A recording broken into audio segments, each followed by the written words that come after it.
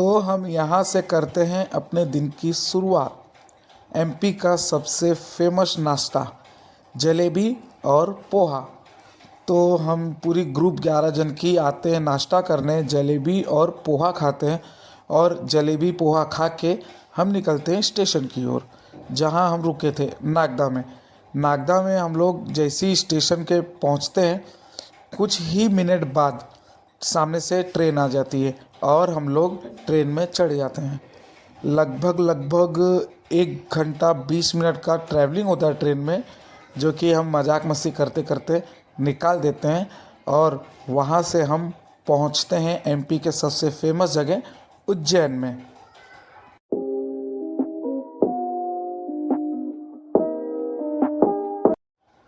और जैसे ही हम उज्जैन उतरते हैं ट्रेन से, उसके बाद हमें एक खतरनाक नज़ारा देखने को मिलता है। ये देखो, आप लोग देख रहे होंगे, ये लोग सीहोर जा रहे हैं, वहाँ के लिए बहुत ज़्यादा भीड़ है। और देखो लोग कैसे कैसे ट्रेन में चढ़ रहे हैं, इमरजेंसी विंडो से भी लोग ट्रेन में चढ़ रहे हैं।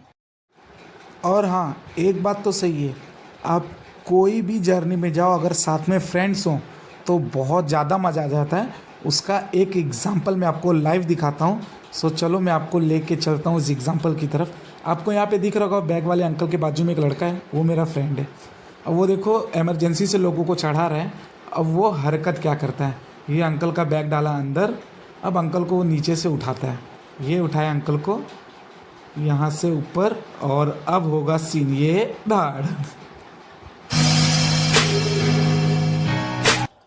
और अब बारी आ गई हमारी स्टेशन से बाहर चलने की। तो हम लोग यहाँ से निकलते हैं बाहर। यहाँ पे भी भीड़ काफ़ी रहती है, बट जैसे ही हम बाहर निकलते हैं हमें इतनी प्यारी चीज़ दिखती है कि दिल खुश हो जाता है, दिल बाग बाग हो जाता है। आप लोग सामने देख सकते हो, महाकाल नगरी यानी उज्जैन का सबसे फेमस सिंबल आपको सामने दिख रहा होगा। और हाँ, उज्जैन का पुराना नाम है अवंतिका। इसे अवंतिका नगरी के नाम से भी जाना जाता है। हम लोग यहाँ बाहर आके बुक करते हैं गाड़ी, क्योंकि हम लोग 11 जन थे और पॉसिबल नहीं था कि एक साथ हम 11 जन किसी गाड़ी पे जा सके विदाउट बुक कराए। तो हम लोग को यहाँ पे एक अंकल मिलते हैं जिनका नेचर बहुत अच्छा होता है, वो हमें सब चीज़ एक्सप्लेन करते हैं और वो हमें लेके चलते हैं अब काल भैरव की तरफ। और हमारी सवारी निकली काल भैरव की तरफ।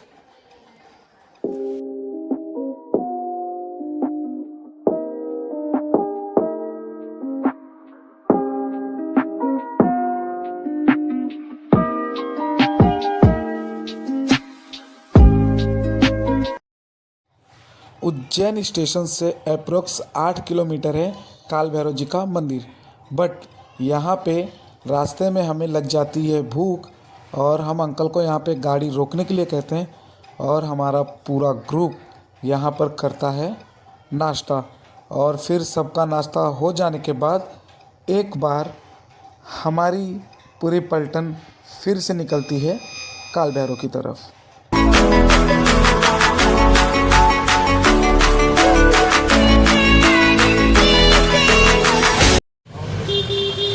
तो फाइनली सुबह हो गई और हम लोग इतना ट्रैवलिंग करने के बाद सुबह सबसे पहले पहुँचे काल भैरव के मंदिर। अब हम आ चुके हैं काल भैरव के मंदिर के पास और फिर अभी हम लोग चलेंगे अंदर। देखते हैं अगर अंदर अलाउड होगा वीडियो बनाने, फ़ोटो सब क्लिक करना तो आई विल डू, अदरवाइज़ कुछ नहीं कर सकते ब्रो। तो ठीक है, कोई बात नहीं, चलो मंदिर तो आ गया है, कम से कम दर्शन तो कर लें। और मैं 110% दूंगा अपना कि आप लोगों को भी काल भैरव का दर्शन कराऊं। अगर नहीं हो पाया तो बैड लक आप लोगों का, उसके लिए सॉरी। चलो चलते हैं मंदिर के अंदर।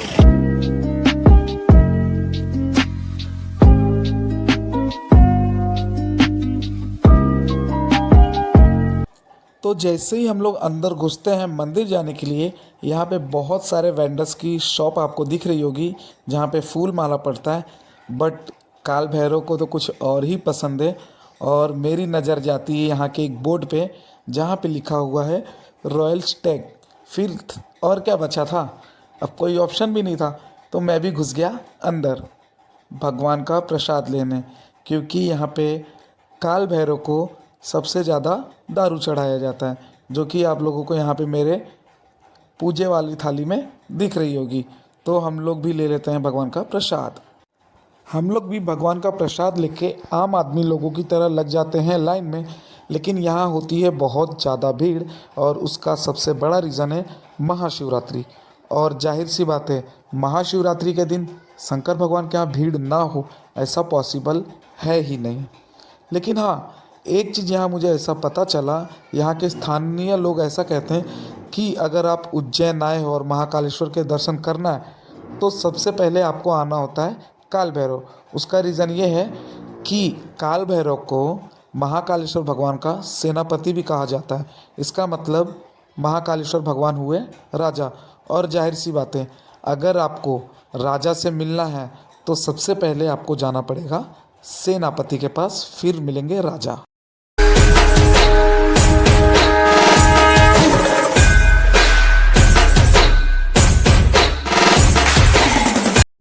बम बम बोले, बम बम बोले, बम बम बोले, हर हर महादेव। और ऐसा भी कहा जाता है कि काल भैरव वो भी एक शिव भगवान के ही रूप हैं। और ये रूप तब प्रकट हुआ था जब भगवान बहुत ज़्यादा क्रोधित हुए थे। वो भी एक राजा थे जिनका नाम था राजा दक्ष।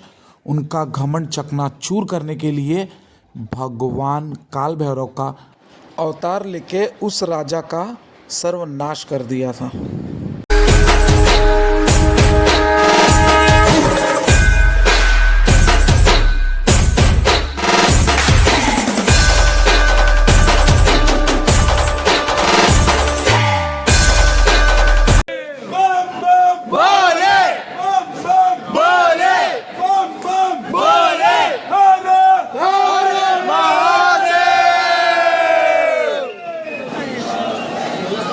जैसे ही हम मंदिर के पास पहुँचे तो मैंने देखा कि बहुत सारे लोगों का मोबाइल जमा कर लिया गया था और वीडियो और फ़ोटो नॉट अलाउड था। बट फिर भी मैं ट्राई कर रहा था, जितना हो सके मैंने उतना रिकॉर्ड किया है। खैर कोई बात नहीं, शंकर भगवान के दर्शन नहीं हो पाए। बट जब हम वहाँ से निकलते हैं आगे की तरफ तो हमें रोड पे साक्षात हनुमान भगवान के दर्शन होते हैं, जो कि आपको यहाँ पर दिख रहे हैं। हमें बहुत सारे बंदर यहाँ मिलते हैं। फिर काल भैरव का दर्शन करने के बाद वहाँ से अप्रोक्स 1 से 1.5 किलोमीटर आगे आप सामने आओगे तो आपको वहाँ पर एक और मंदिर मिलेगी जिसका नाम है भरथरी गुफा। तो मैं आप लोगों को वहाँ पर भी लेके चलता हूँ। सो चलो चलते हैं भरथरी गुफा। जैसे ही आप वहाँ से नीचे उतरोगे और थोड़े ही कुछ कदम पर आगे चलोगे तो वहाँ पर एक बहुत ही बड़ा स्टैंड बना है। ये आपको सामने दिख रहा होगा, निःशुल्क जूता चप्पल स्टैंड। वहाँ पे आप जूते चप्पल उतार के जा सकते हो। आगे आपको यहाँ रास्ता दिख रहा है, हर जगह इंडिकेट किया गया है कि यहाँ से रास्ता है। तो मैं आप लोगों को पहली बात देता हूँ, यहाँ पर 2 गुफा है और हम लोग घुसे अभी पहले गुफे के अंदर। और आप लोग देख सकते हो कि यहाँ पर बहुत ज़्यादा भीड़ है। बट जब हम लोग ऊपर से एंट्री ले रहे थे अंदर तो मुझे लगा कि नॉर्मली भीड़ होगा, इतने लोग नहीं होंगे।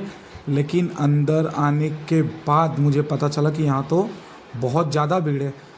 और देखो मैं आप लोगों को बताऊँ, अभी तो हम लोग बस एक स्टेप नीचे आए, अभी यहाँ से और नीचे उतरना है। यहाँ से देखो मैं आप लोगों को लेके चलता हूँ। यहाँ से और नीचे उतरने के बाद मंदिर है और थोड़ा कंजस्टेड था। इसका रीज़न ये था कि आने का और जाने का सिर्फ एक ही रास्ता था, दैट्स वाई थोड़ा कंजस्टेड था। बट हाँ, नीचे आने के बाद लिटरली बता रहा हूँ बहुत ज़्यादा ठंडा था। हम लोग तो ऐसा सोच रहे थे कि शायद अंदर बहुत गर्मी होगा, बट ऐसा कुछ भी नहीं था। सो यहाँ देखो भगवान का त्रिशूल रखा गया है। एंड फिर मैं आप लोगों को लेके चलता हूँ दूसरी जगह पे। यहाँ पे देखो शिवलिंग जैसा कुछ बना हुआ है, शंकर भगवान का ही है मे बी। फिर हम चलते हैं और अंदर।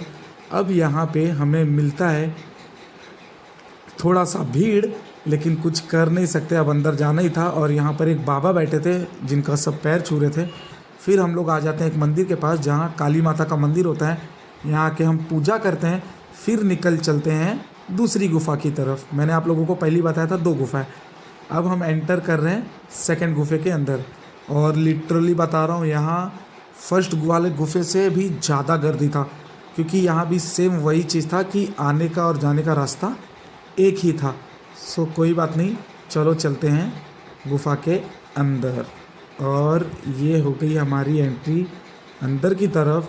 लेकिन इतने लोग यहाँ पर है ना, जिसकी कोई लिमिट नहीं है। तो चलो चलते हैं अंदर। आप लोग देख सकते हो बहुत ही पुराना स्ट्रक्चर आप लोगों को यहाँ पे दिख रहा होगा।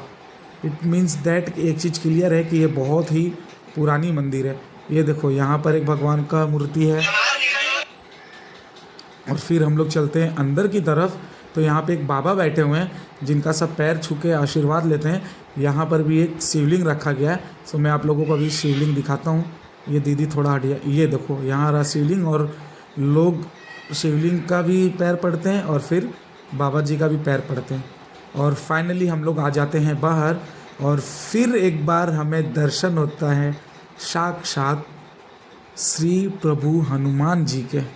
और हम यहाँ दर्शन करने के बाद बाहर निकलते एक बहुत बड़ा मंदिर है। तो वहाँ पर हम लोग आके बैठते हैं। वहाँ पे जितने लोग भी गुफा के अंदर गए थे यहीं पे आके सब लोग रेस्ट करते हैं। ये देखो आप लोग देख सकते हो कि यहाँ पर ही सब बैठे हुए हैं। और ये रही सामने भरतरी गुफा का मंदिर का ऊपर वाला पार्ट। मैं आप लोगों को दिखा देता हूँ, जस्ट वेट अ मिनिट। आपल्याला फक्त दोनच गोष्टी आवडतात, गणपतीची गाणी आणि आपला लाडका चिंता। काल भैरव और भरतरी गुफा का दर्शन करने के बाद अब टाइम आता है जिस चीज़ के लिए हम लोग उज्जैन आए थे वहाँ जाने का, यानी कि महादीप उत्सव। सो हम चलते हैं महादीप उत्सव की तैयारी में।